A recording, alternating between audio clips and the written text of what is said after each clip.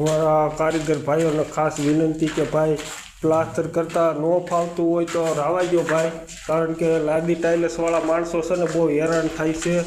તેની જોવો અને આમ જોવો તેની કામ અમારે ડબલ વખત પ્લાસ્ટર મારવું પડે છે. આમાં તમને ન આવડતું હોય ને તો ભાઈ તમે આવું કોઈક હેરાન થાય એવું ન કરો. અને અમારી ખાસ વિનંતી છે કે અમારા કારીગર માણસોને કેટલી તકલીફ પડે એ તમે જોવો તેની જોવો.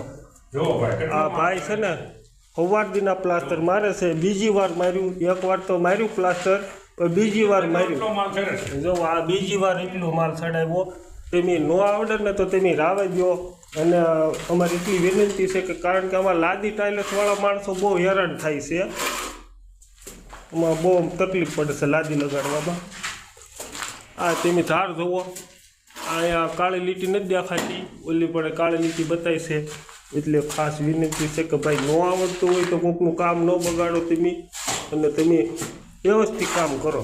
જો આ કબાટની અણાઈ ગઈ છે હાવ, એને અમારા કારીગર ભાઈ સવારદીને ગામમાં માલ ચડાય ઉપર પ્લાસ્ટર મારેલું છે જો. અને બીજી વાર પ્લાસ્ટર મારવું પડે મારે, કારણ કે આ ફરેમું મઢવાની હોય મારે, એટલે થોડીક તકલીફ પડે. કાંઈ ગરીએ આવતું નથી પ્લાસ્ટર હાવ. જુઓ સિમેન્ટ જુઓ તમે, એટલી સિમેન્ટ છે. આમાં લાદી ભાગી જાય. આમાં શું કરવું અમારે એમ થાય, કામ કાંઈ થાય નહીં અમારા. પછી ગરદનીને એમ થાય કામ કરતા નથી, એમાં અમારે કેમ કામ કરવું બોલો.